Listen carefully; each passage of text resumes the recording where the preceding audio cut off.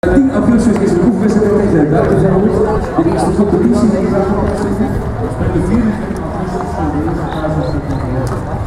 Ik wens je heel veel succes. Dames en heren, echt even alvast applaus. Even naar Daphne toe.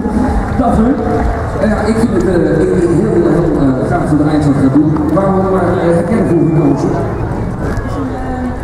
Niet te moeilijk om te antwoorden vragen. Mijn droom was Ajax te spelen als kleine meisje van 5, 6 jaar. En die is dan niet uitgekomen, die gaat uitkomen. Dus ja, de kans die krijg je 1 keer.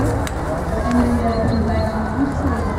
Wat vind jij dan dat het betekent voor Ajax dat nu een vrouwenelftal bij is?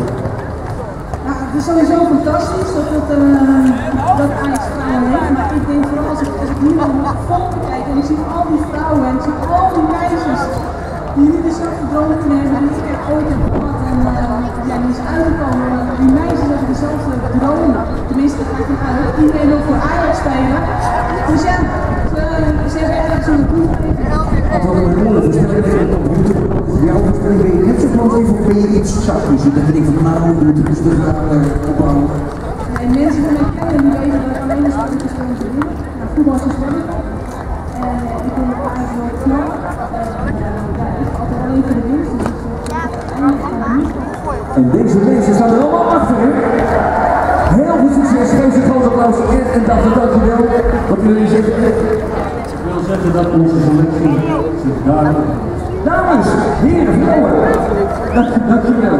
Veel succes, geef een groot applaus, dames en heren. Het vrouwenelftal, daar staat ook veel succes met de training van die dag. Om 4 uur gaan we op plaats in de federale TV. Nou, het is tijd om ons bal maken voor het grote spektakel. Om 4 uur dus de presentatie van de spelers. En nu hebben we al iets heel leuks voor je.